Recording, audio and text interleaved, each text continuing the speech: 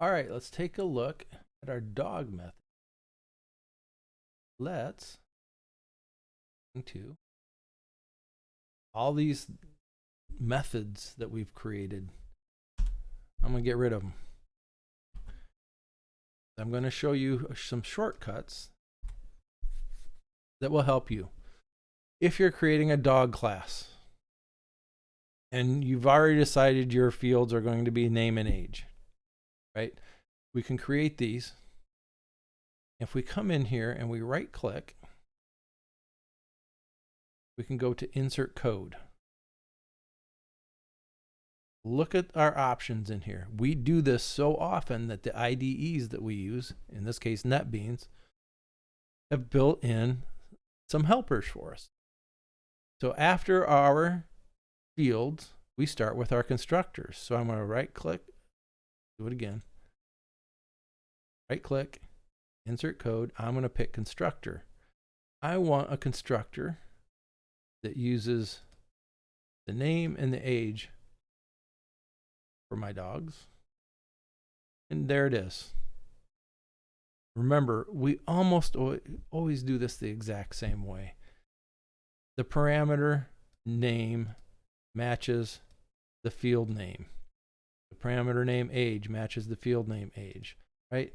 And then we set the parameter name and assign it to the field name on the outside. We always do it the same way.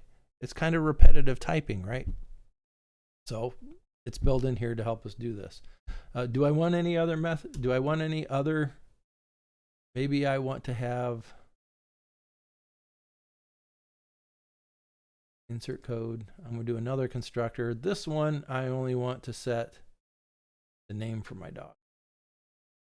There it is. Right? So I just did two constructors that quickly. Let's do another insert code. Insert code. Do I want a getter? Do I want getters? Do I want setters? Do I want both? I want both. Let's generate my getters and setters. Which fields do I want to generate them for? I want to generate them for int, and I want to generate them for string. And there we go. There's our getter for name and our setter for name. There's our getter for age and our setter for age. How about toString? I want to include the name and age in my toString. And it prints out a little dog name and age. Go back over here and see what happens when we run this. Let's save it. Notice it automatically did the override for us and everything. It included our fields.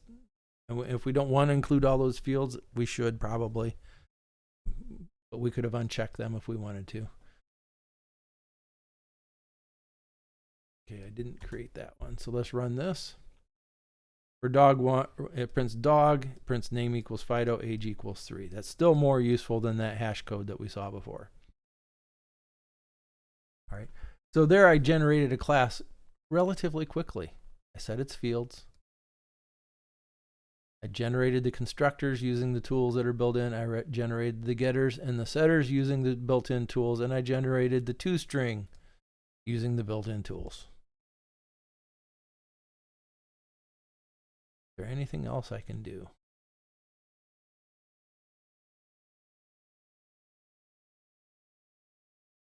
Now we could use this also to add another property if we wanted.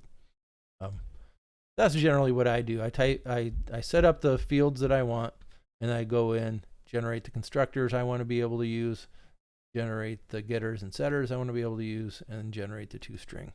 You don't have to always type them by hand. However, I would suggest practicing a little bit to make sure you remember these patterns that we're using here.